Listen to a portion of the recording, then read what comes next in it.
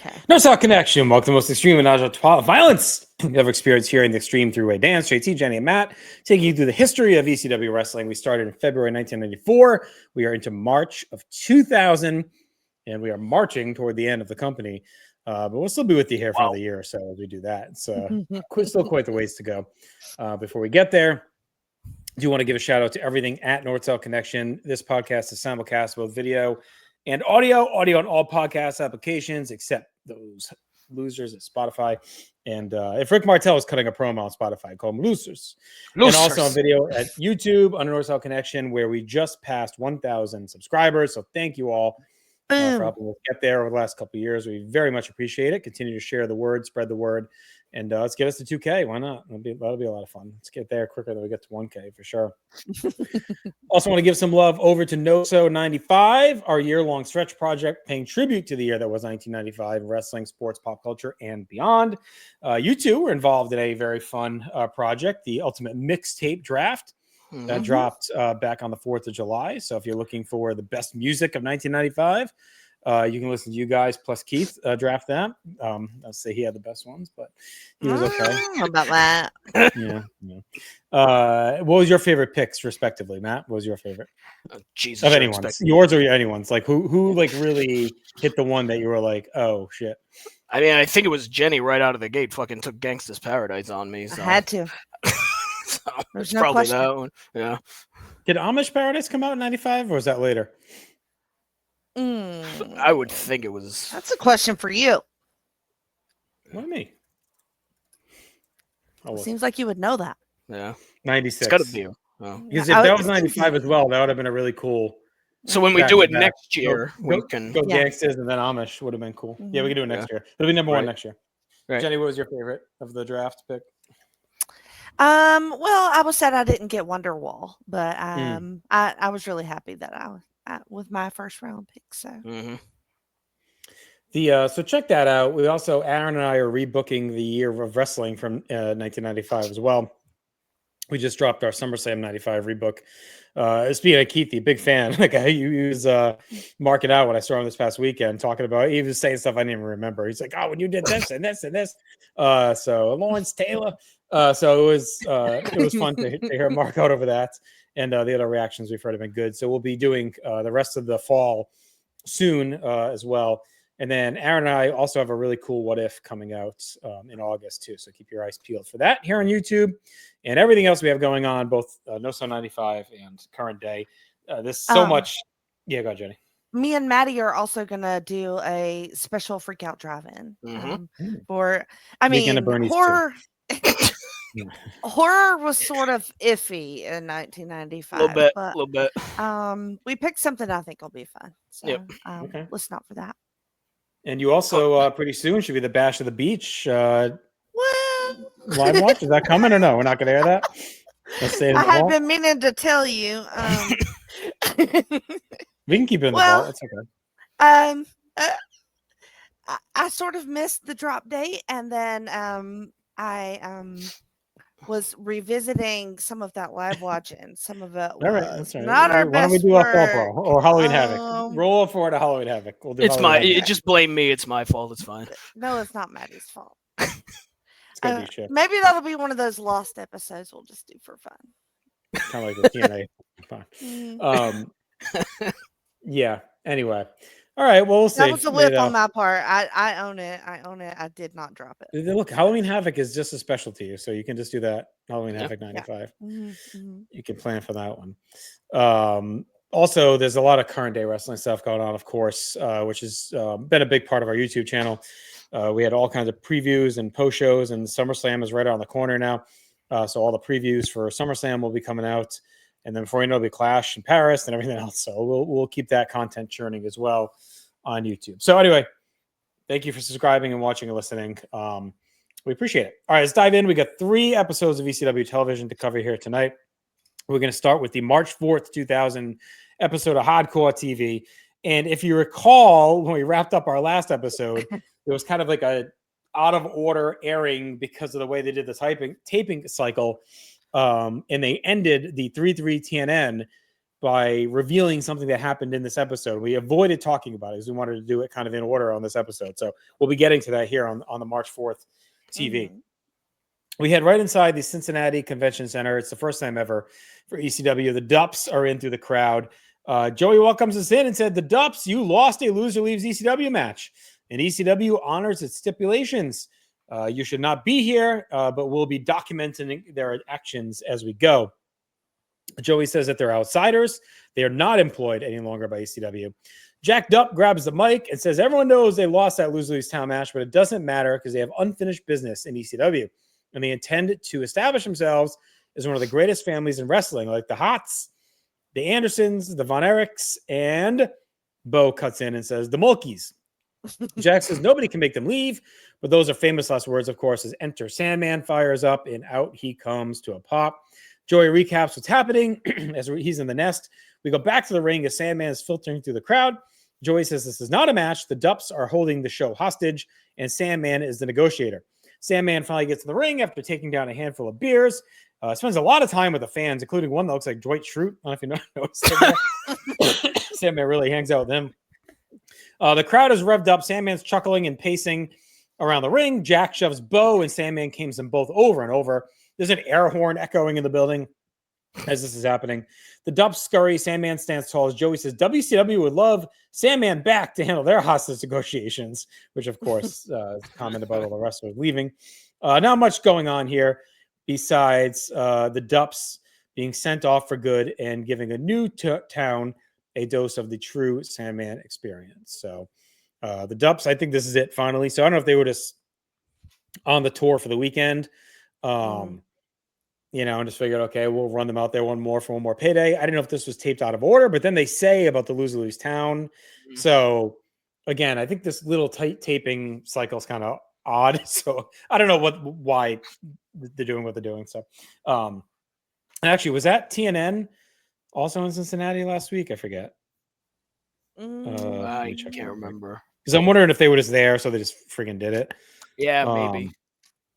I don't think so. That would have been 3-3. No, they were in Milwaukee. Yeah, so I don't know. Maybe they were just out in the Midwest with them, so they probably just figured, finish up, whatever. But anyway, Matt, what did you think of this opening segment? Yeah, boy, that was an unwelcome surprise seeing the Dups fucking come out again. Good Lord. We're done with you. Go away. We don't need you here anymore. I mean, and it was good to see Sandman again, but this was complete time killer segment. Even Joey at one point says this Sandman entrance is going 7 minutes long. He literally says it on commentary at one point. So, I mean, it was just a way to give the crowd in Cincinnati the Sandman appearance. But yeah, this was a complete time waster, Jenny. One man's time waster is another lady's epic moment, because look, these people will remember that for the rest of their lives, hopefully, that they fucking drank beer with Sandman. And I don't know, I think it's cool. I never get mad at his long intros. Only when he's saving someone. I don't even care then. I don't care then. It's fine. Guy's bleeding out in the fucking ring. Balls behind his hit a gusher, losing a quart of blood, and out he He's got to get his shit in on the stage. Yeah. Look, I don't blame him. It's a good thing to do, especially for the crowd. But the Dups, meh, boo. But we get to see their ass get caned, so that's fun. I didn't hate it as much as y'all. By the way, this episode tribute to Vince Russo. Thanks to Coke Zero, bro. Oh, gross. Bro. Is he still stalking you? Swerve? No, I haven't heard from him in a while, thankfully. I need one that says Swerve. I'm going to say this one in case that one ever comes out. Swerve, bro. All right, we got opening animation. Cyrus heads to the ring. Joey wonders why he's here. It's not TNN. We see a frumpy man in a bowling shirt and jeans in the ring as well. And Joey says he thinks it's one of the rockin' bowlers. He's very frumpy. Cyrus says he's network, TNN, and he does the RVD thumb point and says he has network business to handle here tonight. Cyrus asks referee Jim Molyneux what he's doing out here plugging a video game, and that if Joey keeps things up, he'll be moved to rock and bowl commentary. Joey does not agree with that one. He says, I'd rather do hunting and fishing, but not bowling. Cyrus says the video game is great, but they have more important business to cover, and that this is rock and bowl. We get a very loud rock and bowl sucks chant. Do you think when they started rock and bowl, that any of these poor people associated with Rock and Bull thought they were going to get dragged on national TV every week for no reason. Fucking Like, week. they're not doing anything wrong. I mean, they're just bowling. You know what I mean? Like, I mean, maybe they should have expected to, but maybe not you're in gonna be like, what the this fuck? fashion. Like, what the fuck? Like, what are the odds Rock and It's a Bull would little make lame. TV? They finally make TV. It's the biggest moment for that whole industry, and they're like, just get ripped to shreds by this asshole for existing. doing nothing wrong. Cyrus hypes up Rock and Bull and says the idiot producing this show put this putz referee out here. He's not entertaining. He's a ratings killer. He says what he's entertaining is the Rock and Bull dance. And he has the frumpy goof do the white boy dance. Cyrus tells the ref to do it as well. And he says if Rock and Bull can do the ECW dance and then clotheslines him and hammers away, Joey and the crowd love it. And now wants him to take out, we find out Lucky Venice from 18 Wheels of Justice. Joey name drops. I don't know. There's a lot of TNN inside jokes going on here. Cyrus nails Molyneux and stomps away. He helps up the Rock and Bull guy and makes him dance as he proclaims him the winner. Cyrus says, tells Molyneux to tell Paulie I say hi. This is good heat. It's complete circus with this Rock and Bull clown, the ref. Like, it's just a lot of nonsense. But Cyrus is always great, so like that's fine. And he's adding more heat on the network, Jenny. But this guy was kind of a clown that he had out there with him. They didn't even say his name. No. Yeah, they should have named this guy or did something because bless his heart, he had to come out there and do that.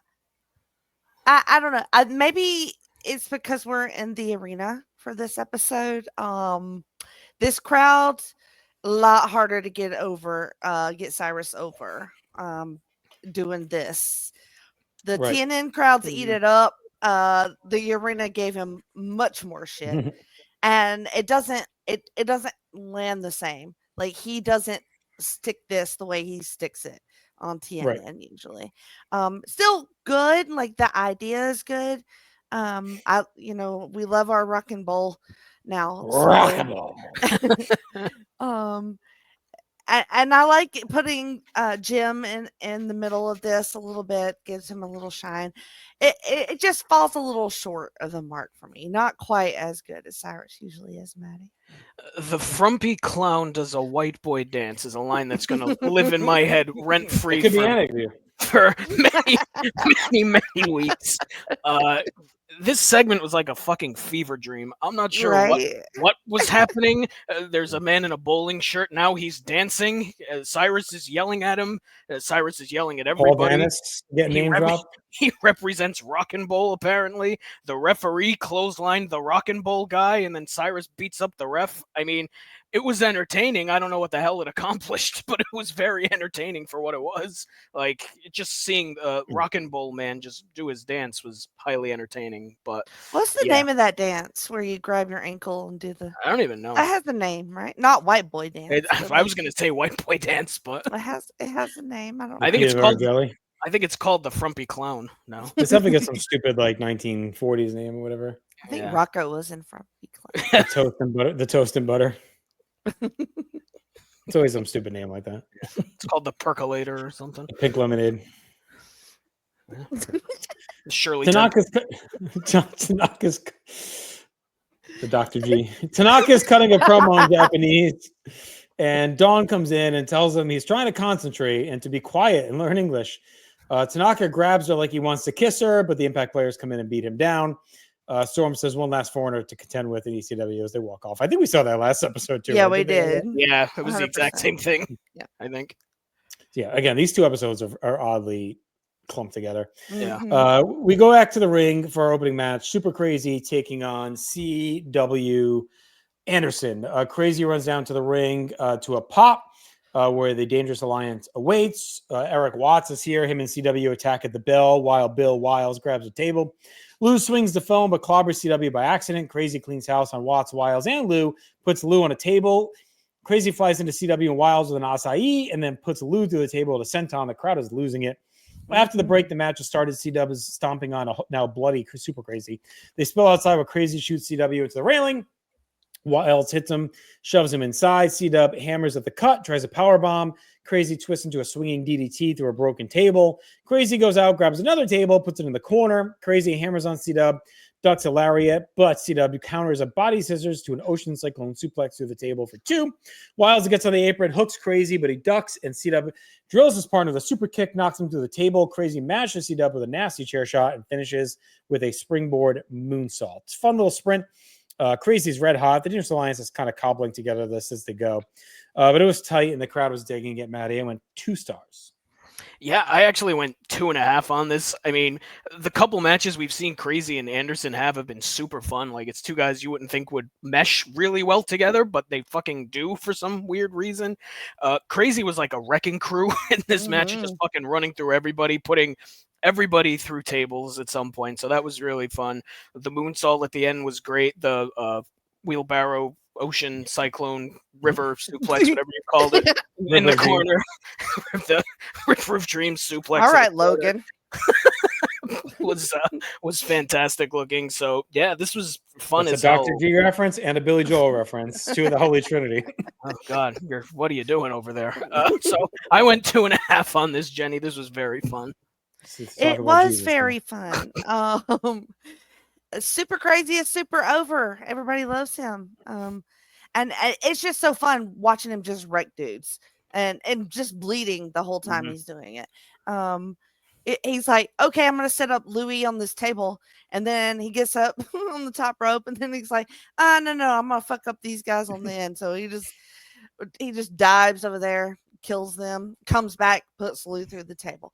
So I just love, I mean, he never stops moving in the ring. He's always just hurting somebody constantly. And C-Dub is just fucking crazy fun for some stupid reason. I don't get it, but it totally works. He did that. He did that reversal, doing the basics proficiently, you know? Right. Well, he does that crazy reversal where he ends up suplexing Super into the fucking table behind him. That was sick. Like that. It was just like really cool. But I don't know. I did the 2.5 too, but I kind of want to see, like, I know we've seen them before, but I would want to see more of them. Super Crazy seems like he's leaving this sort of, spot in the card where C-Dub lives. Right. So he might be a little bit higher up now, but I don't know. I love this. I did 2.5 as well. All right. After break, we see a clip of the Danaconda and Roadkill drilling Lil Guido with the buggy bang, and Doring covers for the win. And fuck it, we're here, I guess. Lil Guido's on screen. That can only mean one thing. It's time for our Italian lesson of the week.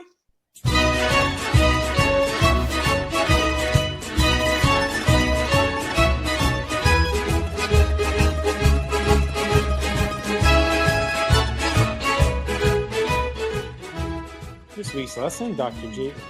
We are going to cover a word. Lee Mortacci. Lee Mortacci. I graduated with him, Lee Mortacci. You could even say Lee Mortacci Tua. Oh. Yeah, Matt. With an angry mood and tone. It's really kind of I guess disrespecting your dead relatives for the sake of just utterly despicable dead relatives of yours. So get into a heated argument of Bafankula, Lee Mortucci Tua. Like basically, fuck your dead mother. Wow. Fuck your dead mother. My goodness. I thought this was a family show. All this on St. Mary. I love how you did this like right before we got on air, and this is what you came up with. I mean, look, it works. Lee Mortacci, bro. He's like, I need a lesson. Fuck your dead mother. Fuck your dead mother. This'll work. Perfect. It's Italian's always a love language in many ways. 5 stars, no notes. All right. Where are we at? The Impact players, Joey knows the Impact players will need to confront Doring and Roadkill. And Dawn will be dealing with Elektra. And we see that she strips down and shows off as Doring and Roadkill celebrate. Joey then recaps this hot streak that Danny and Roadkill are on. We are set now for Jazz taking on Simon Diamond. And Joey says the winner of this one will win the feud. One that has been going on longer than this podcast somehow, I think. But it's still going. Jazz hits the ring. Simon Diamond's awaiting him. Mitch is with him. They got a new muscle as well. It's always a new guy in the troupe here with Simon. Cyrus interrupts and comes to the ring and says the network is unhappy. And Joey says, well, ECW is unhappy too. TNN should be upset. He says, they look at their ratings minus ECW. It's a 0.5 for the whole network, which I don't think was wrong. Cyrus says intergender wrestling was a neat trick for a while and popped the ratings, but that horse has been beaten and died. And this is now a ratings killer. We can't have you out here anymore out wrestling these types of opponents. We need to find someone credible so they can just leave while we sort it out. Jazz, of course, assumes that Cyrus is talking about her, but Cyrus goes, no, little mama, I wasn't talking about you. This is absurd, little mama. He wants her to stay, and Simon Diamond is the one that needs to leave. He says Simon's got the night off and he'll have a bonus in his check because I got something in mind for the ghetto mama. The opportunity of a lifetime to go from a woman playing a man's game, a ratings killer, to a ratings star. Jazz says the ratings would be great if I kick your ass right now. And Cyrus says, I'm not a wrestler like those animals in the back. And don't get your big ass to do a twist. I wouldn't soil my hands on the talent because it's not about the boys. It's about the ratings. And Cyrus says, it's time that you have a credible opponent and I'll make you a star. And the funny thing is, like, he puts over Diamond and says he's going to get a bonus and then just completely fucking shits on him. Yeah. By calling him not credible, a terrible opponent, a ratings killer. Talk about Jazz's ghetto mama ass. And basically says, I'm going to make you a star because you're going to fight Rhino. So Rhino comes to the ring and just cuts Jazz in half with a gore, sticks her with a pile driver. Cyrus makes Molyneux count and says that Rhino is the TNN handpicked TV championship successor. As Joey says, TNN is trying to ruin ECW. Cyrus's power trip continues. Half a star, Jenny, for the match, which is just really a 2-second squash.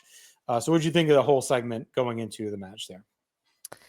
I kind of saw what he was doing, so I wasn't fooled. I knew he was going to be keeping Jazz and throwing out Simon, which is the correct move, by the way. And Jazz looks absolutely incredible. She is fucking body goals. She is absolutely jacked. And I like when Rhino comes running out and gores her. You could tell that he pulls it a little bit. Like he still made it look good, like, and she did too, but you could tell he was kind of pulling it. I don't know. I kind of like that. I normally don't like that, but I liked it here. I don't know. I think it was another instance where this would be better on TNN and in their arena. Didn't play quite as well as he would have liked. I mean, it still is good, but it seems like a step back overall. I kind of went a dud on this. So, what do you think, Maddie? Yeah, I went dud on it too. I mean, it's more heat for Cyrus, which is weird because he like never fucking shows up on hardcore TV, and now he's been on 2 segments in this episode, so that's weird to me too because like he's the TNN guy, but like I don't know, it's just.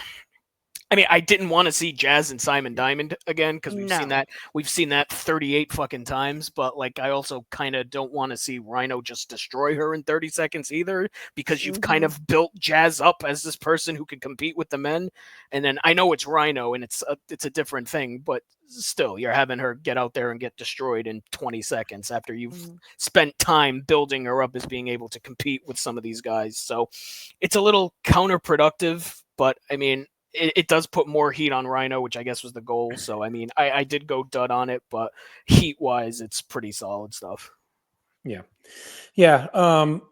One thing we've learned over watching these last 6 years of ECW, when they are into something, they're into something. So, like, it's always all over the fucking TV. Like, we've seen it a lot with all different acts and different people that when they are obsessed with something, it is all they do. Like, so right now, Cyrus is hot.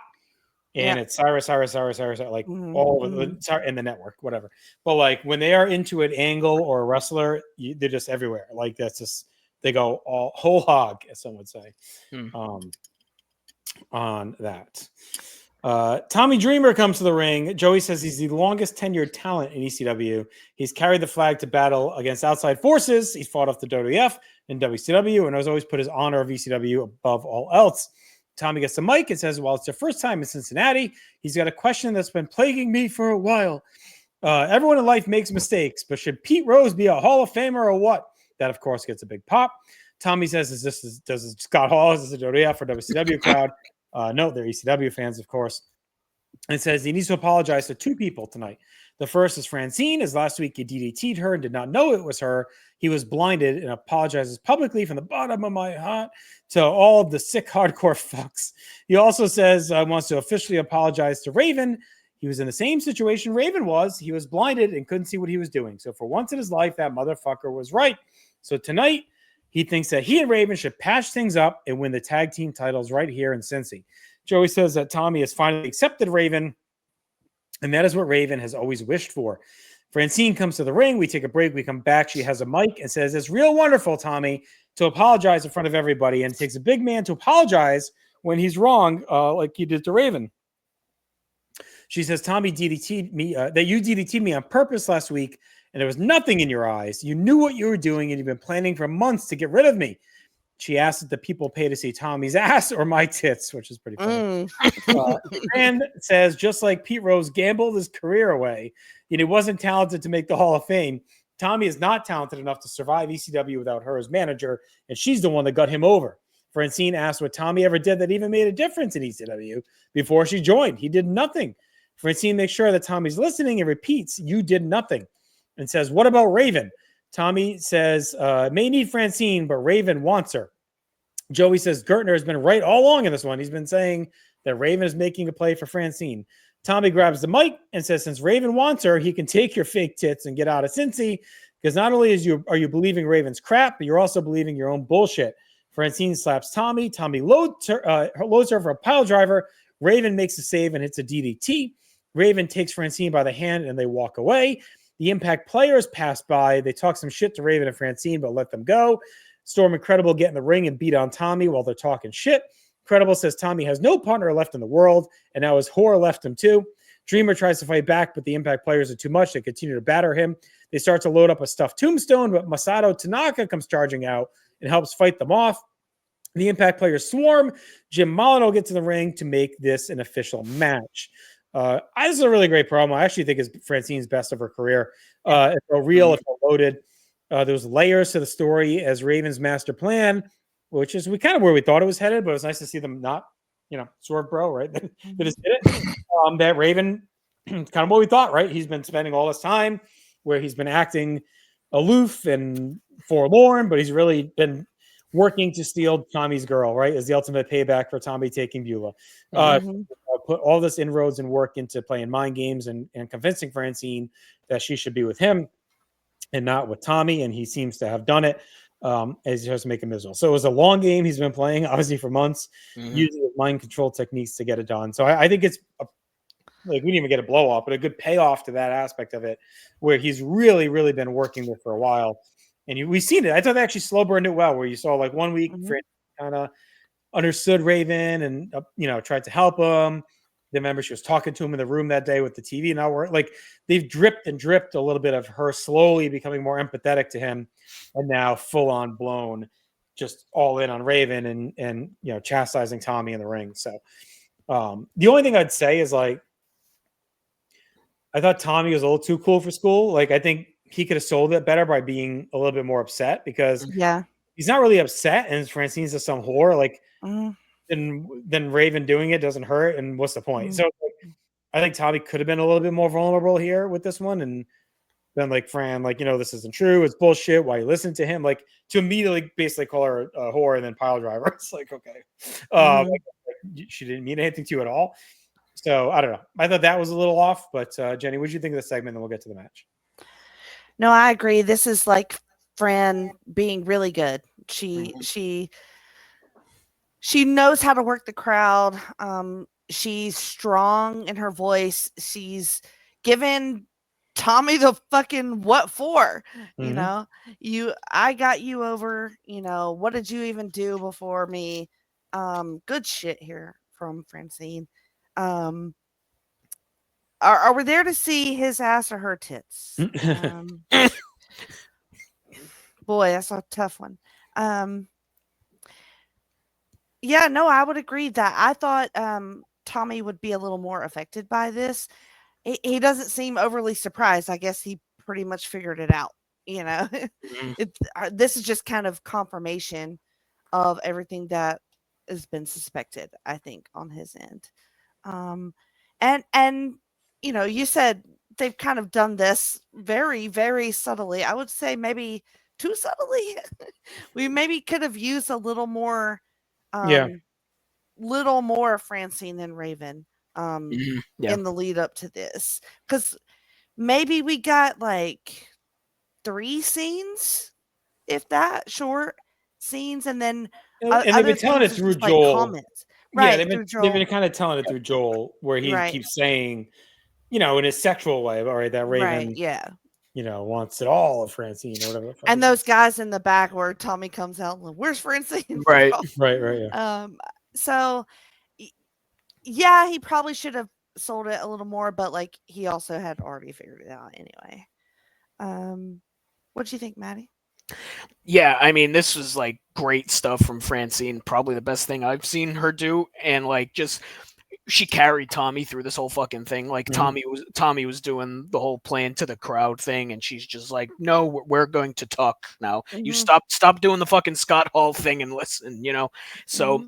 And like she's good as a face manager for Tommy, but she is great as a heel, as we've seen. Yes. Yeah. She was so good with Shane. Yeah. With Shane, and Amazing. I mean she was good with Tommy too, but her as a heel is just it's a different level. So I'm curious to see what she does with Raven as a heel, too. because I think that'll be super interesting to see. But yeah, this was just like really well done stuff, and you guys hit the nail on the head. It almost felt like Dreamer was like, yeah, fucking whatever, you know, just a weird reaction to what Francis was Yeah, saying. he at least showed a moment of like sadness, because again, the story's not as tight if he's not hurt by it, right? Like if he's just like, oh, sure, just another broad, then it's like, okay, well, he was more concerned about Pete Rose going in the Hall of Fame than Francine. Like, it's a real weird look, but this was. So we'll see. Maybe they'll explain it as in the moment he was trying to act tough, and he is, but we'll see. We'll see.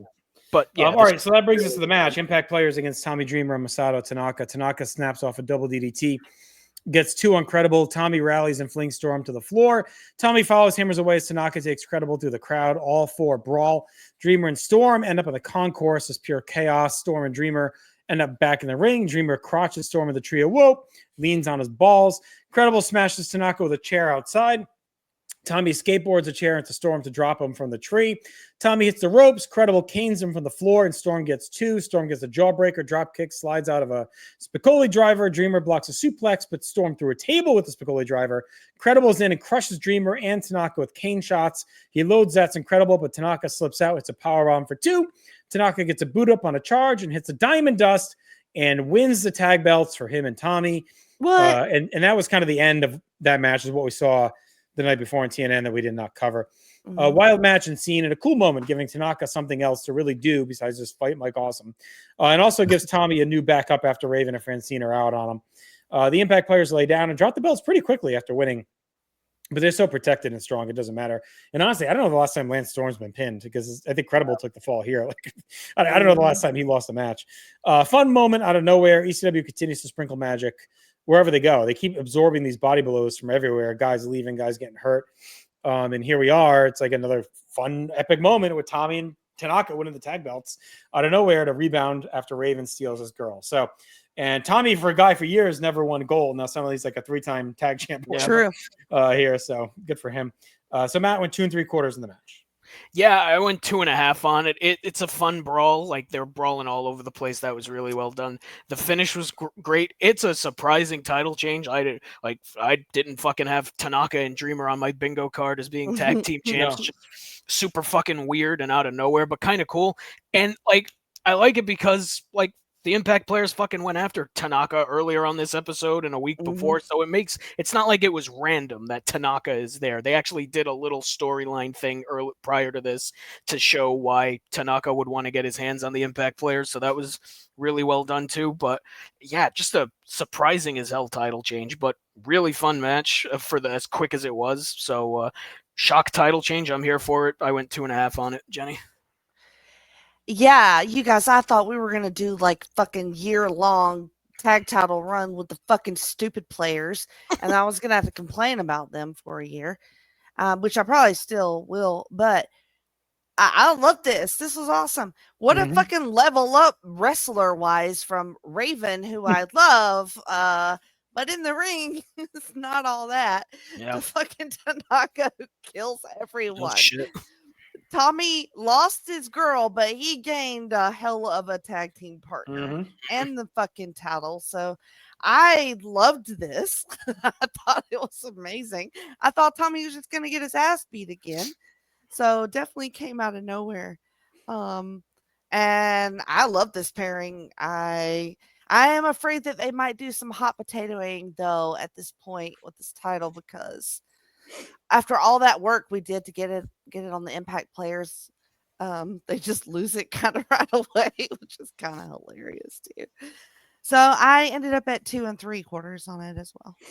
Yeah, really fun match, a moment, and good for Tanaka to get away for Awesome for a minute. Fuck yes. Yeah.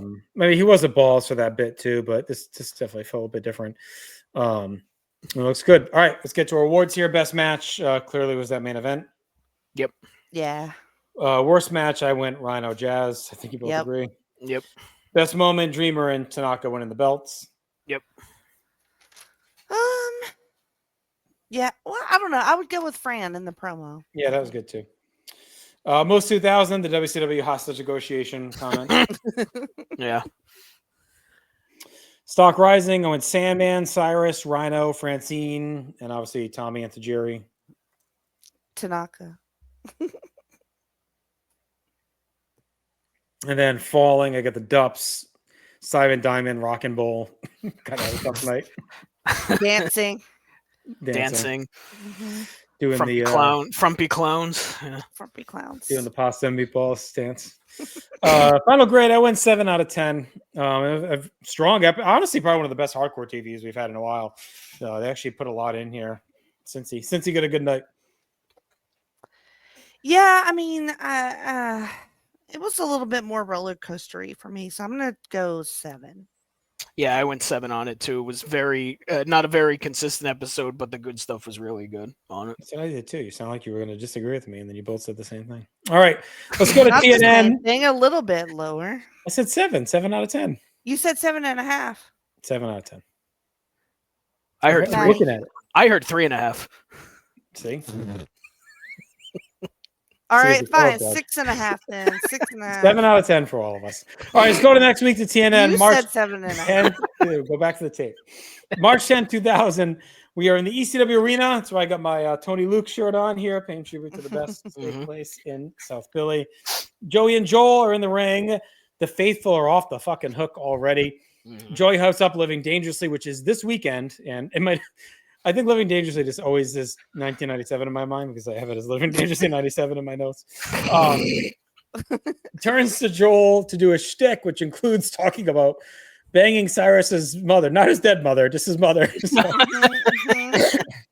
Right on point. Yeah. And on cue, out comes Cyrus to boo, says, "This is the type of garbage we don't need on TNN." Joey cuts him off and says he'll risk his job or reputation because he is unwilling to interview an asshole like Cyrus. Joey leaves and Joel's laughing. Cyrus is raging. Joel scampers away as Cyrus stomps around the ring, barking into his headset. We go to our opening animation. We come back. Cyrus is in the ring still. And we got a lot going on here, so get ready. He says TNN, he is TNN, and the crowd fires up a loud chant for Rob Van Dam. Cyrus says tonight he wants to start a TV title tournament that will culminate on pay-per-view, and he wants to be handed the belt right here. Fonzie is here. And Joey says tonight marks 23 months as undefeated TV champion for Rob Van Dam, so almost 2 years. Cyrus says he's made demands and sent letters and has had it with Fonzie, Paul Heyman, the fans, and he will cancel ECW on TNN effective immediately. And next week, everyone can tune in at 8 p.m. for his new concept show, Extreme Championship Shuffleboard. Joey says Cyrus must be the one that came up with Rock and Roll. Cyrus says RVD sends his flunky out to do his dirty work because he's too much of a coward to face Cyrus and the network. And of course, right on cue, out hits Pantera, and out comes Rob Van Dam to a pop. Fonzie hypes him up. He's bouncing around the ring. RVD rides to the ring on the shoulders of Scotty Riggs for some reason. The American males. RVD's foot still in a boot from the injury. After break, Cyrus says, "Too late. ECW is canceled." And RVD must have thought he could bring Scotty out to defend his title. RVD takes the mic. He swats Cyrus away and says, "Scotty's one of my best friends in the world." Scotty doesn't know. Something Cyrus doesn't have because he's a fucking prick. RVD says Scotty was the first to call when he won the belt 2 years ago, the first to call when he broke his leg. And all the RVD fans have been on top of it, emailing and checking on his progress. RVD says he feels pretty good, but he's not David Letterman making a comeback from triple bypass. He's everyone's favorite wrestler, and the broken leg has kept him out of action for weeks, but it does not keep him from the gym. It does not keep his spirits down, and it won't keep him from beating Cyrus's ass. RVD says the last 4 years in ECW, he's seen this company grow from a small indie running a few times a month in shitholes like Jim Thorpe, Pennsylvania. Poor Jim Thorpe. What is it to call this shithole? To worldly known phenomenon that ECW has become. He's turned down offers from bigger organizations because he believes in ECW. The crowd is loving this. Cyrus is annoyed. He says the other wrestlers left ECW for what they thought would be greener pastures, and they often returned. But the fans knew if they bought a ticket to ECW, they would always see the whole effing show. RVD's been carrying this company on that path, and Cyrus will not put a stop to it because of a piece of metal that he's holding on to. Cyrus wants to take everything away from us, and he wants to take away the time invested by him, the fans, and the boys that couldn't get the belt off of him, and make it so all his time at ECW has been wasted. Cyrus wants to take that away and send them back to fucking house shows, and he won't let it happen. The crowd is chanting for RVD as he starts to get emotional. He takes the TV title off his waist and says ECW will continue on TNN and wishes Cyrus good luck finding someone to follow the standard he set as TV champion. Cyrus goes to take the belt, but RVD throws it on the ground and pretends like he's going to punch Cyrus as he takes the title belt. RVD says he'll be back and will beat that ass of the new champion and take his belts back right on Cyrus's network. Joey says RVD has saved TNN, ECW and TNN in a selfless act. RVD and Scotty start to leave as Cyrus shoves Fonzie and tells him to get out and talk some shit. Cyrus takes off his headset and jacket as Fonzie wants to fight, but in comes Rhino. He gores Fonzie. RVD swings his crutch, but officials and Scotty keep him at bay as we go to break. We come back. Scotty is helping RVD on the floor. Fonzie is writhing in pain, and Cyrus gets the mic and says he got the belt from the network, and he's not just going to hand it to Rhino. They're going to have the tournament with the quarterfinals beginning tonight, and Paul better send the best he has, and then Highway to Hell fires up, and out comes Spike Dudley to take on Rhino. So that's a lot. There's a lot of time in this opening segment. They finally get the TV belt off RVD. They've been teasing it for weeks. I don't know if they were waiting to see, his recovery time or where they were at. It's a natural way to take it off of him without him losing and put it into the story and put the heat on Cyrus. I don't know how big of a fan I am of this half-ass tournament. I think this belt deserves brackets in a real tournament, but I think we're just going to get a hot shot before the pay-per-view. Yeah. So I think that kind of sucks, but I thought Cyrus was good here. I thought RVD was phenomenal. The only thing that's a little silly is and I don't think it ends here, with the threat of canceling the show, to me is we existed for 6 years without TNN. Right. They have syndication. Why does canceling TNN mean the company's gone? And that's how they're presenting it now. So I wish they just added a little bit more color to that. Cyrus could have said, I'm going to cancel your show, and all the other TV executives are going to hear from this because we all talk, and Hardcore TV is going to get canceled too. That's why I was there last week. Again, it's minor, it's a nitpick, but at least explain why this is a real death blow and not just, let's go back to what we were a year ago. We were very successful. We had pay-per-view, and say that. Be I'm on the phone right now with network distributors and advertisers and viewers' choices. They're not going to air your fucking pay-per-view either because they're going to listen to the network. At least it would have added a little extra, even though it's obviously bullshit. At least it adds a little bit more oh, fuck, he's got us by the balls, Mm-hmm. Mm-hmm. Yeah. I like that we get to actually see RVD do this because my fear was that he wouldn't, it would just Paul or Joey or somebody would just be fine, here it is, whatever. Here you go. This was so ceremonial, and it gave a chance for the arena to love on RVD, which we've been wanting to do that since he got hurt. And and then to me it felt like something he needed to do. Like to me, this was all very, it seemed very real from RVD, and Cyrus is like really good playing against like the real kind of tough but heartfelt RVD, and I loved him just like trying to hand over the belt and then dropping it, just very attitudinal. So I just it's sad and it makes sense story-wise. But yes, I agree the tournament is stupid. And yeah, we should have done something way more official than Cyrus just coming up with some bullshit on the fly. So again, sort of a mixed bag, but mostly in the positive for me, Matt. Yeah, I'm right there with you. I think RVD was great here. You could tell everything he was saying was legit. Like he wasn't doing any of the backhanded compliment stuff we've always seen him do in promos, like when he was going after Sabu and shit like that. Fucking Scotty Riggs is here for some reason. Okay, we're just rating everybody from 1997 WCW. Fucking James Vandenberg's here. Scotty Riggs is here. Fucking Glacier's probably gonna show up next week. Like, do you think him and Van Dam are really friends? Because they present it that way, pretty sure. Yeah, I was wondering that too. I don't know. He was riding on the guy's shoulders, so I feel like he had to be pretty good buddies. Yeah, it's just boy, but yeah, I mean, the tournament, it's a tough situation because like they obviously want another TV champion right away, and I guess with the pay-per-view being this weekend, I guess the tournament is the best way to do that. But like, I don't know, why not take 4 weeks and have a real fucking tournament to crown start the tournament at the pay-per-view. Do the whole thing on TNN. Right. Like, that's what it's a TV title. Just have the so we don't care about the pay-per-view. We're gonna have the whole thing play out at TNN. Have like qualifying matches. You don't have a fucking pay-per-view card as it is. You need matches on that. Like do qualifying matches on the pay-per-view or something. You have like 2 matches announced for the pay-per-view and it's in 48 hours. So it's like you need something to do. So I get why they're doing a tournament, but we don't need a TV champion crowned this very second. We're okay waiting a little bit, It's just we've had one for 2 years. We're okay. Right. We're fine waiting. Really, it's no big deal. But the RVD was great here. He was killing it here. Everybody was great here. Really, Cyrus was fantastic. So I'm interested to see what they end up doing with the TV title, even with this half-assed tournament they're going to do. So we'll see where that goes. But yeah, I thought RVD was fantastic here. A quick Google search tells me they were friends, and that's kind of how Scotty ended up here. So. All right, Spike Dudley takes on Rhino in a quarterfinal match in our tournament. Spike hits the ring, ducks a lariat, lands a back elbow. He kicks low, hits a neck breaker. Spike gets an inside cradle for 2, gets a roll-up for 2, slides out of a press slam to a sunset flip for 2. Rhino finally cuts him down and clubs away, misses a charge and barrels to the floor. Spike follows and smacks Rhino with a chair as we go to break. We come back.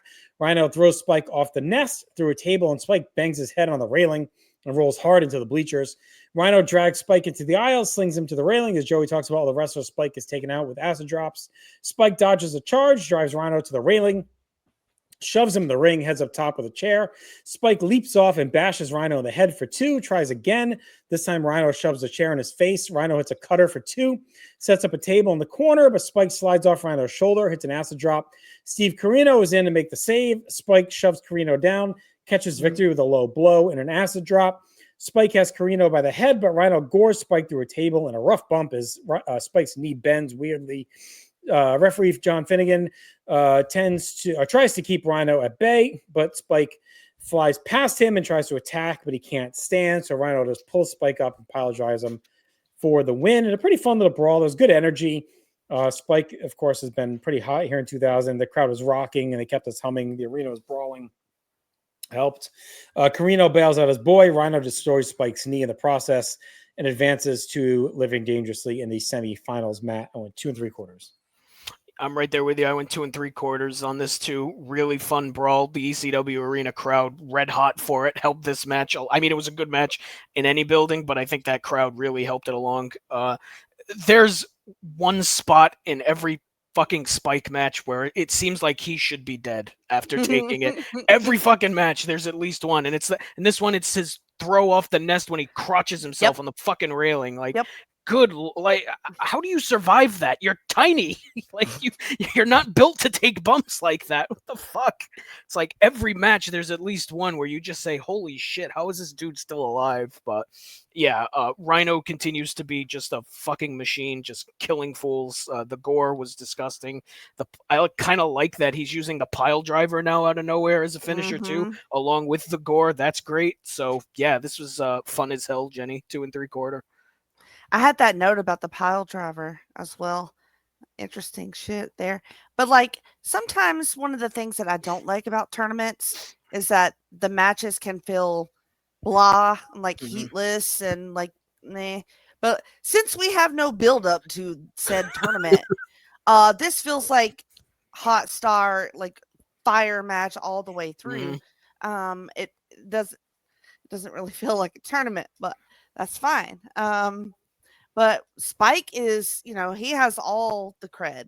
There's no reason why he shouldn't get a shot in this tourney. So I love this being the first match. I love this spot for Spike. And they really do just go all out. That toss off the nest was fucking sick. He hit 2 tables, I believe, bounced off one and hit the other, and then into the railing. Like, and then, holy shit. And then lost a testicle in the process. Yeah. And then that fucking gore, he was standing, like Joey says it, but like he was kind of sideways. He didn't really take it full on. And that angle was just awful. So yeah, I mean, just out of nowhere, brutal match. So I did the 2 3/4 as well. All right. Joey and Joel are in the nest. We found out that Spike is in the hospital. Joey confirms the semifinals will be on pay-per-view this weekend. Joel reveals Rhino will face Sandman for a chance at the finals. Now, I don't know why Sandman got a bye. Rhino didn't. But then we find out, I think, later that Sandman does have a match. It's, again, the TV is kind of weird right now leading into this pay-per-view. Like, shit's all over the place. They're retconning things. I get they're having to kind of book on the fly with RVD's injury, but I need a corkboard and red yarn to figure out exactly what's going on. Well, Rhino, Cyrus is booking it, so Rhino's fighting one, but it looked like Sandman wasn't. So, yeah, the whole thing is weird. Yeah. So anyway, we'll see how it plays out going into the pay-per-view. But back to where we go as the Impact players are here to take on Jado and Gato from, at the time, War in Japan. Of course, they would eventually go to New Japan a couple of years later after this and become very influential. They're the bookers there, very well-regarded bookers, I believe, bookers of the year toward the later 2000s into the 2010s. I think Gato's also a big member of the Bullet Club, right? I think so. There's a lot. I think he was. I don't know if he still is, but a lot for these guys to come. So this is actually a pretty low-key get, I guess, at the time because they're about to become pretty big stalwarts in New Japan. They're here to take on the former champs. Credible and Gato lock up. They trade some chain work into a Credible swinging DDT. Credible stomps away, tags Lance Storm, who lands some more strikes and a perfect drop kick. Credible tags back in. The players keep the pressure on. Gato comes back with some chops. Credible goes to the eyes and hooks a chin lock. Joel says he once had Dawn Marie in a rare chin lock as Gato gets a sunset flip for 2. Credible pops up and mows him down with a hard lariat. Storm is back in, hammering away as Joey gives some background on Jado and Gato's teamwork in Japan, where they're very anti-authority. Gurna says when Lance Storm teamed with Chris Jericho in War, they faced this team more than any other. Gato lands at his feet and a German hits a hard clothesline and both men tag. Jado cleans house on both Impact players, knocks Credible to the floor. Storm is in with chops, but Jado crotches him on top. It's a back superplex for 2. Jason comes in with a chair. Gato cuts him off, gets smashed into the chair by a double team. Credible lands Anita Jado from the apron. Jado shoves Storm into him, gets 2 on a roll-up. Storm kicks out, drives Jado toward the ropes, where Credible meets him with a cane shot. Storm covers, but only gets 2. The players double up on Jado, and Jason and Dawn slide a table in the ring. Credible hooks Jado, tries a suplex, but he gets countered into Jado tries a German. Credible drops low, he charges, but Jado hip tosses him through the table, grabs Storm, hits a Tiger Driver. Gato comes off the top with a great frog splash for 2. Gato cleans Credible to the floor, tags Jado, and they double up on Storm and some hard strikes into a Jado super bomb for a close near fall. Joey says the winners here will go to pay-per-view to take on Tommy Dreamer and Masato Tanaka. Credible is able to nail Jado with a super kick, and the Impact players win in with a stuff pile driver. The Impact players pick up another key win in a pretty fun match. I had some quick and tidy work. I thought it picked up down the stretch. It got pretty red hot when the bomb started flying. More of a footnote than anything, is the Impact players get a pretty cool win over these two guys and chase their belts on Sunday. So 3 stars from me, Jenny, on this one, and a cool little win for the Impact players. My southern ass was calling them Jado and Gato. Gato. I don't know. I was channeling Chad, I guess, but Lance Storm jumped from the canvas to the fucking top rope. He's nuts. He's incredible. It's crazy. Just one little moment in this, and it didn't stop. Like, this was nonstop. Yep. The pace was outrageous. I couldn't keep up with who was doing what at some point, because it was just hit like really out of nowhere. Enjoying the stupid players, which is very annoying to me, but I thought that they were really good in this match, as was the other two that I won't butcher their names. Lance gets destroyed from the top rope and the other guy. at one point. That sick driver and then frog splash combo, so cool.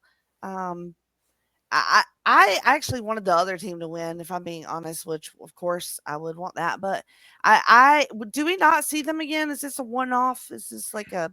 I think they have at least another match. I think so. Yeah. I don't know, but I was very excited by them. I could see them. They just seemed to like fit in ECW, and I thought it was a very exciting match. I enjoyed it a lot. I did 3 1/4, Maddie. Yeah, I went 3 1/4 too. Just a hell of a match to throw out there with it's Joey just goes, "Hey, it's the Impact players versus Jado and Gato." And it's like, okay, this is a thing that's happening, and it was fucking fun as hell. Like you said, the pace was crazy. The crowd, again, the ECW arena crowd, just eating every single bit of this up, which made the closing stretch of this great. The crowd just losing their shit for everything was just fantastic. I mean, for me, it's probably up there with like some of the best Impact players stuff. Like, it's gotta be. It's in the conversation, I think. Like, and it's a match that's nothing more than like, I mean, it's a showcase for both teams, but it's not like a tag title match, or it's not on pay-per-view. It's on a random TNN, you know? So it's kind of wild that one of their best matches is just like a random match out of nowhere. But yeah, this was fun. And once it got going and it turned into a bomb fest, it was fucking great. So, and again, the crowd was just fantastic. So I went 3 1/4 on it. Like, give me a rematch at the part of me wonders if this was planned for the pay-per-view before like the RVD shit happened. Maybe. And then they just threw this on TNN because they were in town for the, for pay-per-view or whatever, because this would have fit right in on the pay-per-view if they were going to do like a tag title match or something. But a hell of a match here. 2000 is a loaded year too in North America, but like Storm's got to be high on the best wrestlers in North America. Listen, this point, like, I mean, it's like a big year in ring. You got Angle, you got Jericho, you got Benoit, you got Triple H, The Rock. Like, and you got some like real good guys like working right now. Tank but he's Abbott. up there with any of them. I mean, he's been fantastic. Yeah. I think that watching something like this reminds me that, look, Credible and Storm have been moving at half speed working with Tommy and Raven. Because, for sure. Yeah, they've been because down. like absolutely. It looked like they had been. I mean, we've been dealing with them for a long time. That's why I found this match so surprising. But it felt like they were unleashed a little bit. Like, and they got to like work, like, and not like slow it down for a broke ass Tommy Dreamer and gout ass Raven. You took the words right out of my mouth. No one's doing a zip line to a tag in this match. To a man who has one working foot because of gout. Yeah. Well, speaking of gout and a fat ass, that's our next match. Is Tommy Dreamer and Masato Tanaka take on Mike Awesome and Raven. What a wild fucking tag match. What? Yeah.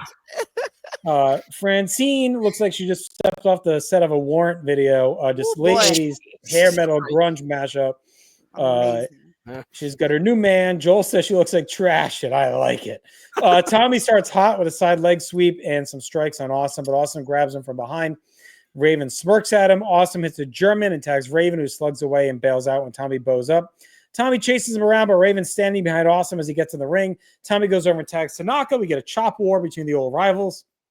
As Awesome hits a hard clothesline in the corner, follows with a splash for 2. Awesome hammers away. As Joey says, Francine looks like a painted up trollop. And Joel mimics Austin Powers with the horny. Tanaka battles back, hits a missile dropkick, and chops away before hitting a running forearm. Awesome counters a tornado DDT to a powerbomb, tags Raven, who hammers on Tanaka, grabs a chair from Jeff Jones, and smashes Tanaka with it.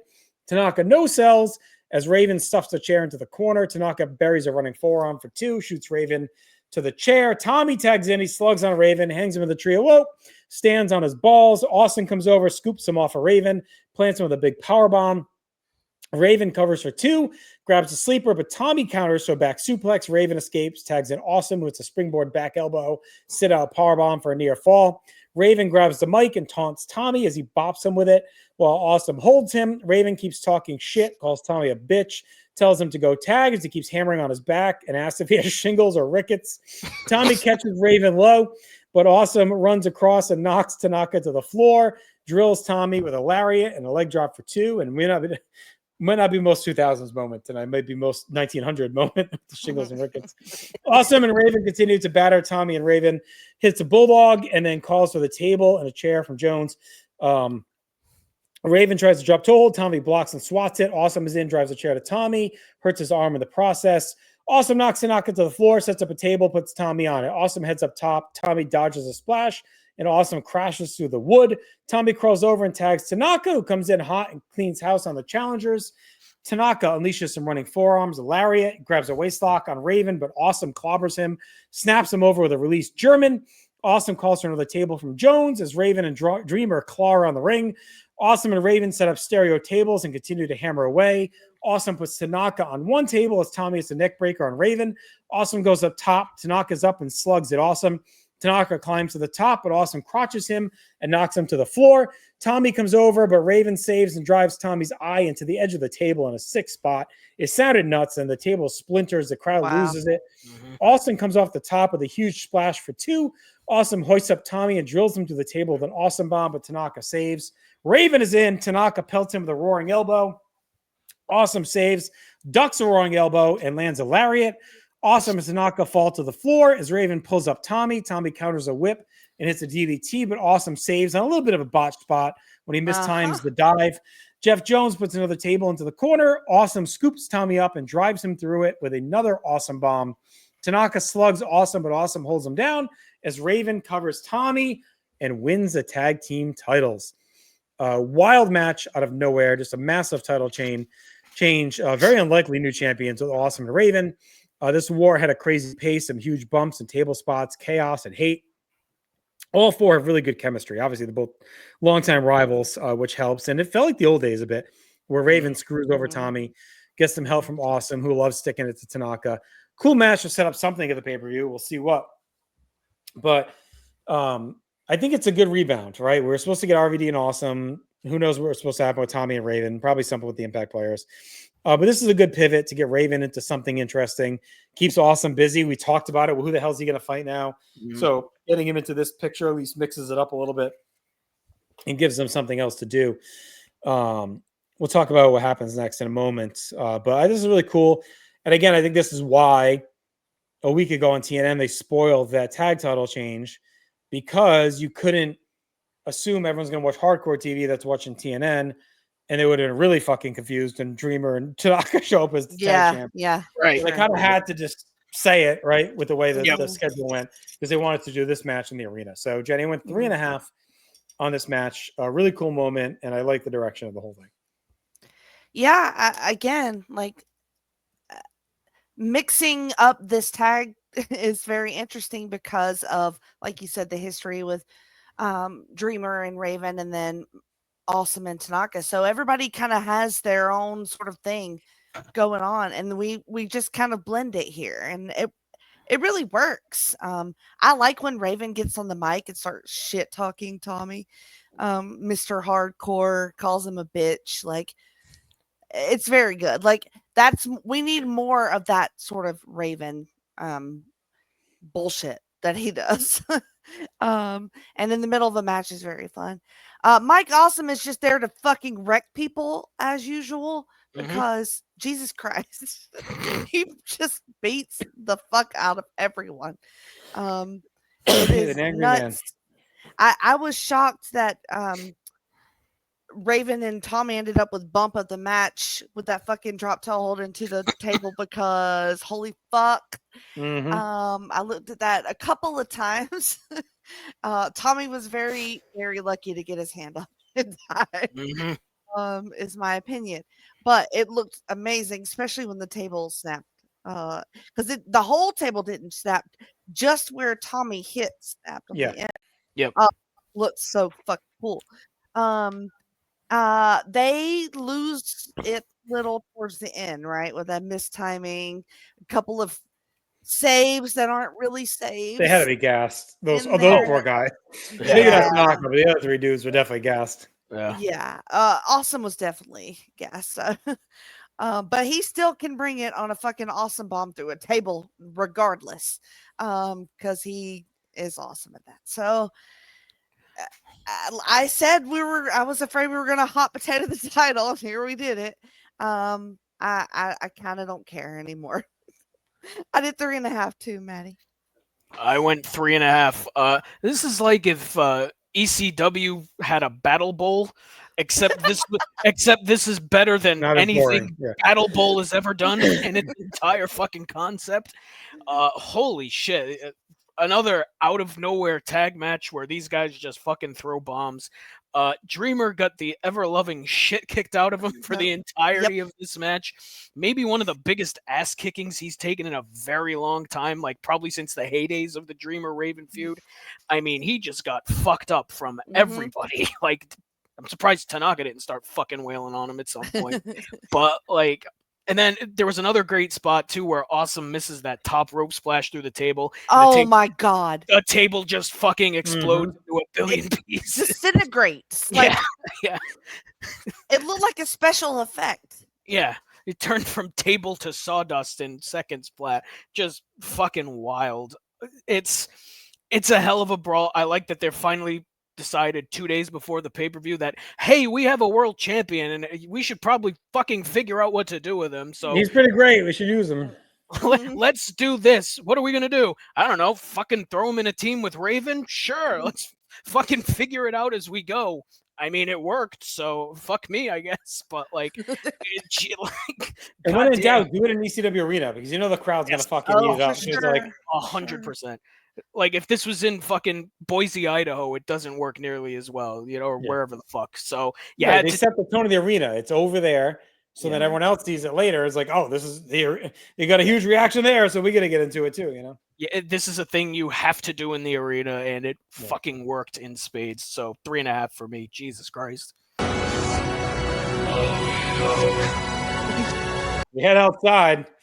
James Vandenberg is on a broken down car and basically kind of creepily like recaps what we saw tonight. Yeah. It's very odd. The Impact players want a three-way dance. He says it looks like living dangerously will be a head-on collision and then cackles away. Just last week he was in the pool. Now he's in the car. We'll see where he heads next. He also kind of odd. Again, that this is the first time in 3 years, right, since Barely Legal 97, that we've had a pay-per-view with no real defined announced or hyped card. Like, we don't get Joey running down the match. Like, there's nothing. They are selling this on the ECW value prop, right? They're like, you know, our shows are good. You know, we get these cool wrestlers. You're going to see some crazy shit. Just order it. Like, that's kind of what they're doing with this show. Order it, bitch. I mean, there's nothing. Nothing's really announced. We know there'll be tournament matches. Besides that, like, it's a bold move, Cotton. Yeah. So, any thoughts on Jimmy V? Don't ever give up. Oh. It's perfection. I love it. I destroyed this car. Here's Wrath. Scotty Riggs was here. Did you see him? Where's Marcus Bagwell? Best match. And he was the main event. Dreamer, Tanaka, awesome. Yeah, 100%. Absolutely. Worst match, Rhino Spike, which was still pretty good. Still pretty good. Yeah.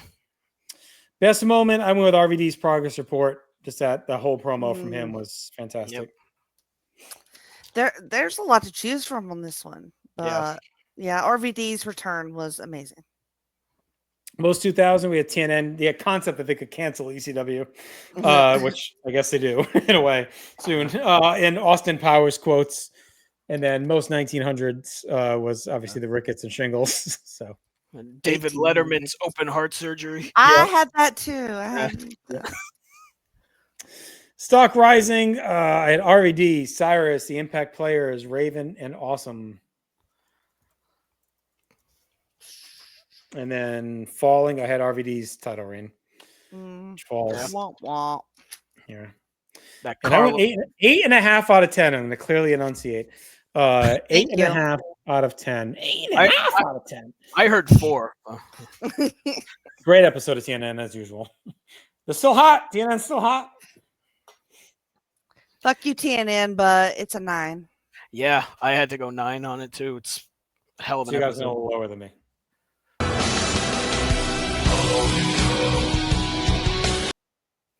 I'll feed you. All right, little mama. Let's head over to Hardcore TV March 11th. We're going to finish things off. We start in progress from the arena. Lil Guido's battling Kid Cash with some help from Big Sal. Jazz comes in and takes down Sal with a low blow and goes to a crippler crossface. Guido breaks it up with a stiff drop kick to the face and smacks her while talking some shit. Guido grabs a chair and sets up the Maritado, but Cash goes low and spikes him into it for 2. Cash heads to the apron, takes down Sal with a leap into a swinging DDT. On the floor, Cash comes off the top with a missile dropkick to Guido, but comes up empty on a top rope senton. And Guido hits a bulldog and hooks the Fujiwara armbar for a submission win. We didn't get the full match, but this is Guido's quarterfinal to move into the semis. So he is going to be in a semifinal match of all people, very random, at Living Dangerously for the TV title. So again, we are like full speed ahead, just trying to get to the pay-per-view with the final 4. To where Guido just beats Cash. We get clips, not even a match. So we're just, hustling here. Yeah. We're one step above Rio de Janeiro, the fake tournament. Yeah, it's look. What this clip told me is that we need to see more Kid Cash. Like, boom. Yeah, exactly correct. Fucking have him win. Like, we've seen Guido. We can do anything else but Guido. Like, I love Guido, but Kid Cash is right there. Mm-hmm. That dive to the outside and then that missile drop kick to Guido's face was amazing. But give Cash a fucking spot on the show. He needs to do. I know he got fucking kicked out of this, but he needs to do something. Like he needs to be. I'm trying to take Guido off the pay-per-view. It'll be more touchy too. It's barely a pay-per-view. We get the full RVD Cyrus segment from TNN and then Spike Rhino from TNN. Joey in the Nest says Rhino will face the winner of Sandman versus Tajiri tonight. So again, we front run on the TNN show where we know Sandman's going to win this match. So no surprise here, obviously. This whole tournament just, what's another reason too they might have done the way they did it? Not that they're waiting for RVD's injury. I think they wanted to wait until his anniversary in Philly to have him forfeit instead of doing it like a week earlier. That probably played a role too. They were probably like, it's too good to pass up in Philly on the anniversary of him winning the title from Bigelow. Yeah. That had to be part of it because otherwise this thing is like, feels like it should be on Nitro with Bro, the way they're doing it. Joey also announces we'll have a tag title 3-way dance on pay-per-view. So we do get another match announced. Impact Players, Raven and Awesome, Dreamer and Tanaka. So we got that plus the 2 semis and the final. So we know 4 matches now at least. He plugs the website where there's half-naked pictures of Elektra, and then reveals Steve Corino will take on Dusty Rhodes in a bull rope match on pay-per-view. So now we have 5 matches announced on this Hardcore TV. Wow. So we're making progress. Well, that was easy. Yeah. They all make sense. Speaking of Dusty, the Dream is on his ranch with a bull rope in tow. Says, this is not a TNN camera crew. This is my psychedelic crew. ECW boys are in town. He says he's forgotten more about TV production, networking, and drawing money than Cyrus will ever know. Paulie has also walked that path, but the one thing Cyrus does better than them is kiss ass. The network won't stop him from his next foray, coming out to his Florida ranch to talk about bull rope and Carino. after public bloodletting and insulting of Dusty's family. Dusty didn't come to ECW to get over or win the world title. He just got put into a situation with some bad hombres as Carino's trying to touch his lightning bolt. He's has his bull rope in a bag. He's got a new bell on it because he's accepting the situation. And then on Living Dangerously on pay-per-view, he'll strap up and get hardcore one more time. He invented hardcore. He's done bunkhouse, bull rope, Texas death, barbed wire, burning ass up matches before Carino was even born. Carino won't get out. Living Dangerously only on pay-per-view. Carino is a history buff, so he should think of the blood on the cowbell, such as Buddy Rose, Ric Flair, Joe's LeDuc, Curtis IK, Bill Watts, Otto Graham, and all the mother funks out there has felt the steel of his rope. He's got a new bell for Carino on pay-per-view, and when it's over, he's coming for Rhino, who has kicked Dusty's ass and gotten his juices up. Not Sapphire, you got my juices up. He's in the ball game to stay, and it won't get better than the bull rope match. Great stuff for Dusty. This was a classic fastball from Nolan Ryan, age 40 or whatever out there. Hits 99 one last time to sell the pay-per-view. It's like they just, look, this pay-per-view's a mess, Dust. Here's 6 minutes. Just go out there and fucking do your thing. You know? Things. Give us the hard sell, baby. And he went out there and did it. And Joey talks about the bull rope match. And it's an odd production. We just see Dusty walking around the ranch but it's like they had this like extra 30 seconds of B-roll footage, so they just stuck it in there. All right, Dusty, walk through the barn. He's just goes to my sons. So anyway, it was a great Dusty promo, honestly. What do you think, Matt? Number one face in the company, Dusty Rhodes. Mm-hmm. Jesus fucking Christ, just selling ice to Eskimos, man. Like, what the fuck? Just there's nobody that talks like Dusty Rhodes. There never will be another one who talks like Dusty Rhodes. It's incredible. He's not throwing 105 anymore, but he's still painting the corners with 99. It's fucking incredible. Mm-hmm. And I got thrown into a situation. Billy Graham's blood's on the bull rope. Mother Funk's blood's on the bull rope. I said Otto Graham, who's the quarterback for the Giants. Yeah. I mean, I think he said Otto. Did he say Otto Wands? I think he said Otto. Yeah, something like that. But I mean, just the visual too of him being at the fucking ranch added to it too. Just incredible stuff from.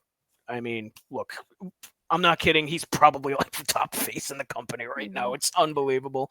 With RVD down, yeah. Right, exactly. I think so. And I think it's by design with RVD being down. Bring Dusty Rhodes in, push him, because, we're hurting. Matt, you let me see here. I said Otto Graham of the Giants. It's the Browns. Oh, God. What's wrong with you? Shame on me. Yeah, that's a me problem, not a you problem. This was fantastic stuff. Just give Dusty Rhodes like 5 minutes every week and let him just fucking talk on his ranch, Jenny.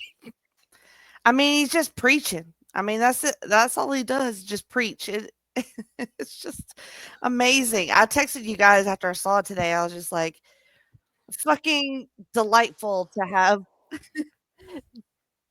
2000 ECW fucking Dusty Rhodes. Like, what?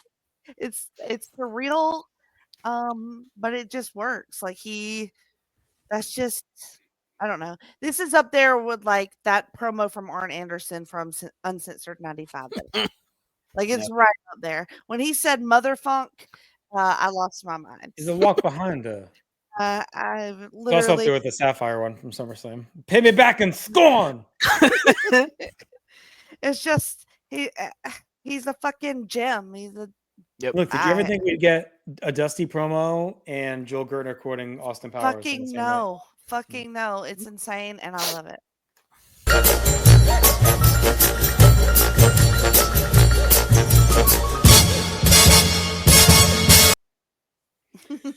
All right, to the ring we go. C-Dub Anderson. He had to take on Super Crazy, Jen. This is like your favorite pairing of all time. Fuck yeah. Let's go. Louis and the DA are out. Lou says he's become the greatest manager of wrestling, and he runs a shtick and intros to asshole chants.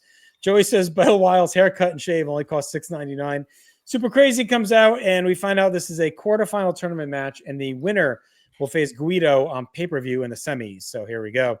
Joey talks about their past wars. We get rolling with the DA double team. Crazy counters the double DDT to clean out the ring and follows out, slings C-Dub into the fans. Crazy drop kicks Wild Bill off the apron. He careens into C-Dub, and then Crazy barrels into both and Asai. C-Dub crawls back in the ring. Crazy hammers in the corner. Lou trips up Crazy, but Crazy dodges a chair swing from Anderson and kicks it back in his face after the break. Crazy's chopping away, gets a flying head scissors. C-Dub counters Arana, powerbombs Crazy to the table, chokes him on the ropes. Lou pelts him with his phone, which Joey says is from 1984. Crazy is bleeding, and C-Dub peppers away. Crazy bails out to reset. By the way, Super Crazy's become ECW's Ric Flair. He bleeds every match, no matter what. Yeah. Yes. He's constantly bleeding. C-Dub spikes a chair on his head on the floor. Crazy comes back in. He's pouring blood now. C-Dub is hammering at the cut. Crazy rallies. C-Dub hits a modified throw. We go to break again. We come back. Lou is on a table. Crazy puts him through it with a senton. C-Dub pops up, hits a spine buster. Then him and Wiles put a table on the floor. C-Dub goes up top, but Crazy goes low, follows, and takes him through the table on the floor with a Rana. Just a fucking madman. Crazy stuffs C-Dub back of the ring, hits a quebrada, and wins the match. This was feisty. It felt like a squash, but then really heated up once Crazy got bloodied. C-Dub again has been solid, gave it a go, but Crazy obviously needed to be the one to advance. He brings so much energy. These matches all pop and stand out, but Anderson was not carried. He was right there with him. And the new DA is kind of sneaky, had like a good month now. Like they've really kind of pulled their weight. Who would have thought when it started, but they've actually been fairly entertaining as a group. And it's kind of what we need. You need these low mid-card acts, and you kind of had Doring and Roadkill, but they've elevated. Diamond has kind of been MIA. So like there's kind of been a little bit of a gap right here, and they filled it. So and that's not a Gertner joke. 2 3/4 to me, Matt, on this match. And Crazy's advancing now. It looks like he'll take on Little Guido on Sunday. Yeah, I love how the fucking new dangerous alliance has turned Crazy into this ball of hate and violence, where he's just of all fucking teams, where he's just throwing like bombs and putting everybody through a fucking table. Like anybody with a pulse is going through the wood. It's just like, why these guys out of everybody does this reaction come out of you? It's fucking wild, but man, it's entertaining as hell. Like just wild stuff. It was almost a squash, like you said. Crazy's bleeding, CW's bleeding, everybody's bleeding. Lou's probably dead on the fucking floor, but it's like it's super fucking entertaining. I don't know what else to say. It's like it's a pairing that you don't think would work, but it does. Because I just think Crazy is that good that he can fucking work with anybody at this point. So Crazy moves on in this fake ass fucking tournament. So 3 stars for me, Jenny. 3. I see your 3 stars, and I raise you 3 1/4 stars. Wow. I of course love this. And I had those same notes about I love that Super Crazy can just come in and just fuck up the whole NDA, which is what I put in my notes, and I was like, that's funny. And I love the bleeding. The bleeding just really works in this match for me. And I just randomly thought a weird dream match of mine now is Arn Anderson versus CW Anderson. And I feel like that's a weird thing to say, but I just said it. It might be the nexus of the universe. Everything might implode when they go to spinebuster each other. That'll be it. It would be amazing. Like at this time, in 2000, it'd be really fun. Well, Arn Anyway, can really walk. But yes. I know, true. Yeah. I just love this. I love Super Crazy. I think he should win the tourney and beat Rhino. I'm calling it now. That's my prediction. And I love this pairing, and I would like to see even more.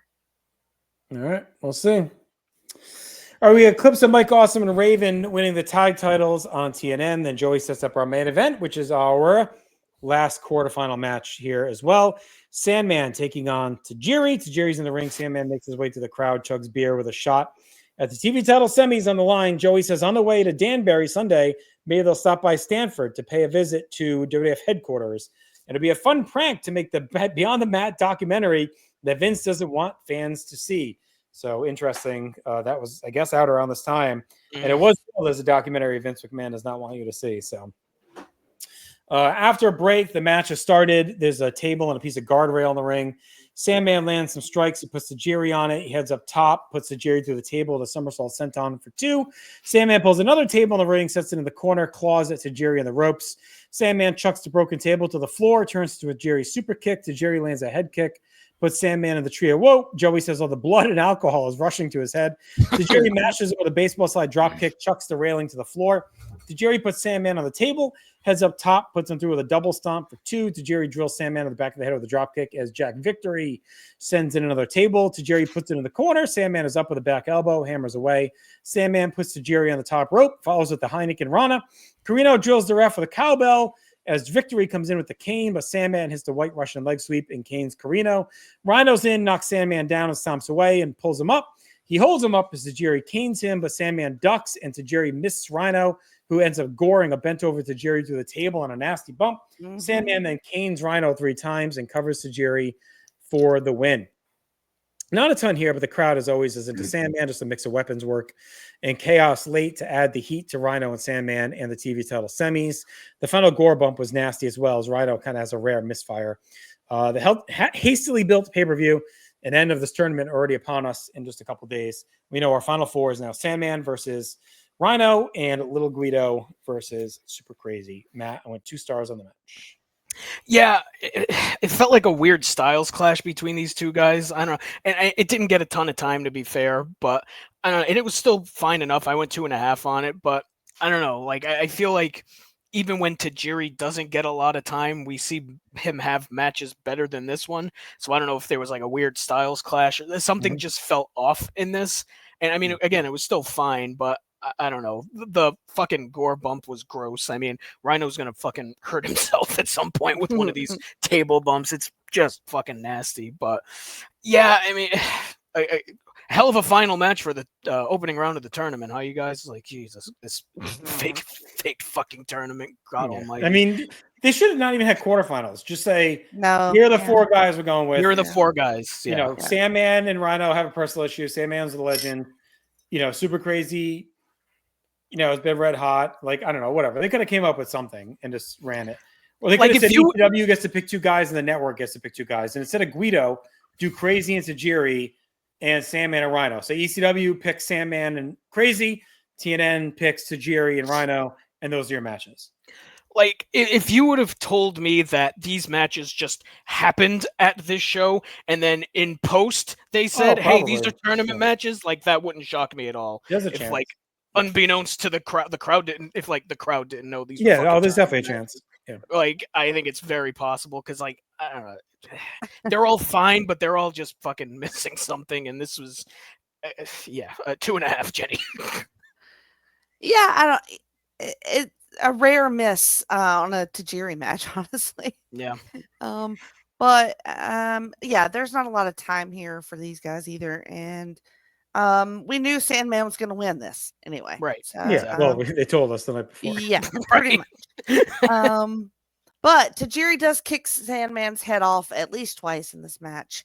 And I was kind of hoping that Dusty Rhodes would run out when Carino showed up. To kind of put some heat on that post Dusty promo. So I'm at like 2.5 on it.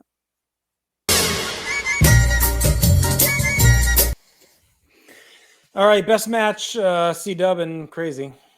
Worst match, Sandman Tajiri for me. Yep. Best moment, obviously, was Dusty on the ranch. Yep. Most 2000, this hastily booked title tournament. And Beyond the Mat, the documentary Vince McMahon does not want you to see. Yep. Rising, Guido, Dusty, Crazy, Sandman. CW. Yeah, I would add him too. Stock falling for me as the timeline of these shows has just been a disaster. Yeah.